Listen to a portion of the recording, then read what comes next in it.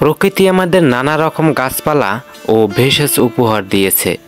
তবে কিছু গাছ আছে যেগুলো আমরা অবহেলা করি, আবার কিছু আছে যেগুলো বিপজ্জনক হয়েও আমাদের কাছে কৌতূহলের বিষয়। আজ আমরা জানব এমনই এক গাছের কথা, যেটিকে অনেকেই বেড়ালছেড়া, আটশটি বা হাগরা গাছ নামে চেনেন। এই গাছটির বৈজ্ঞানিক নাম জেনথিয়াম স্ট্রামারিয়াম। গ্রাম বাংলায় এটি প্রচুর দেখা যায়, বিশেষ করে মাঠে ঘাটে বা রাস্তার পাশে। এর ফল কাঁটাযুক্ত ও আঠালো, যা পশুদের গায়ে বা কাপড়ে সহজেই লেগে যায়, তাই তাকে বেড়ালছেড়া বলা হয়। এই গাছের সবচেয়ে আকর্ষণীয় অংশ হলো এর ফল। ফলগুলো শক্ত, কাঁটাযুক্ত এবং দেখতে অনেকটা ছোট ছোট হিজল ফলের মতো। যখন এটি শুকিয়ে যায় তখন চারপাশে ছড়িয়ে পড়ে এর বীজ এবং পরবর্তী মৌসুমে আবার গাছ জন্মায়।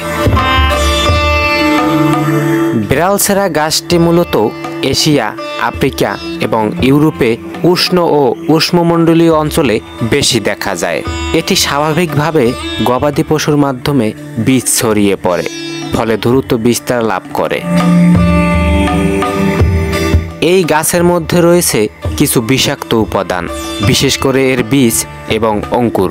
গরু, ছাগল বা ভেড়া যদি এই গাছ খেয়ে ফেলে তাহলে বিষক্রিয়ার সম্ভাবনা থাকে। এটি যকৃত ও কিডনির উপর ক্ষতিকর প্রভাব ফেলে।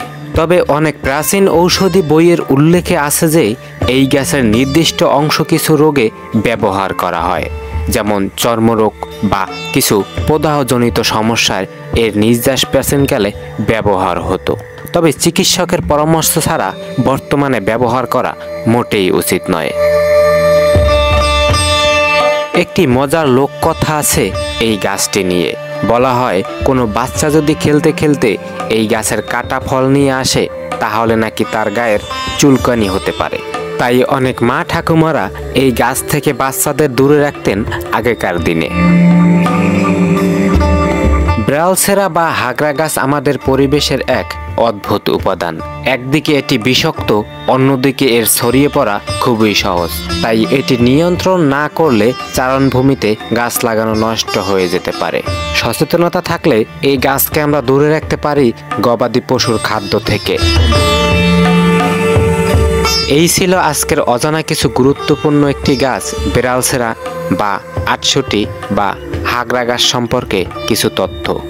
ভালো লাগলে লাইক করবেন, কমেন্ট করবেন এবং শেয়ার করতে ভুলবেন না। ধন্যবাদ, ভালো থাকবেন। দেখা হবে আগামীতে নতুন কিছু নিয়ে।